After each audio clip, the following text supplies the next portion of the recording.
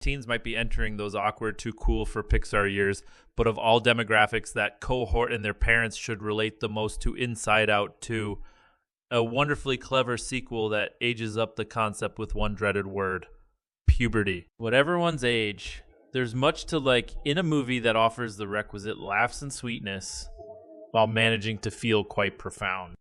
Granted, Disney's once can't-miss animation powerhouse has experienced its own awkward stretch since Toy Story 4 or 5 years ago, thanks to some questionable choices see onward and factors beyond its control pandemic.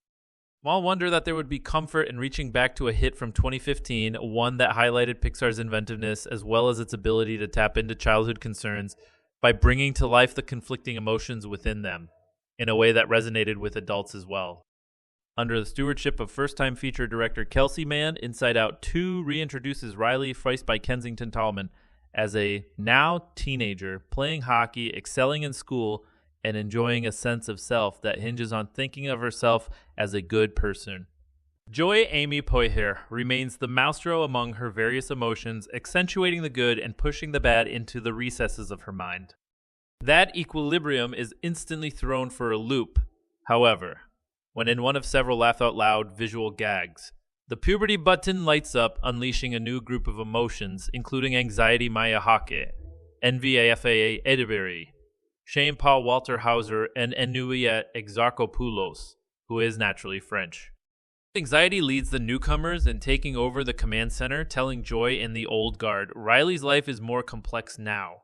That seems especially true as she's dealt unexpected news on the verge of arriving at hockey camp, where her performance, she fears, could have implications for her whole middle school to high school transition.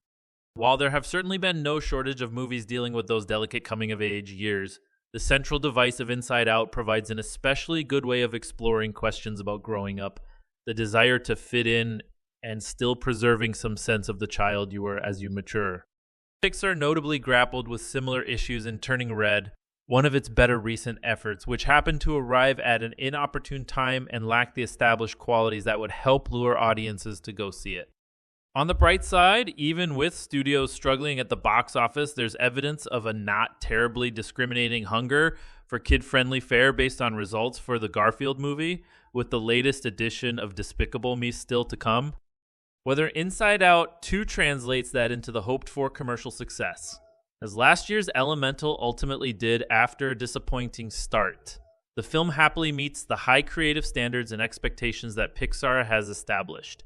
Whatever Riley's going through, there's nothing particularly complicated about that.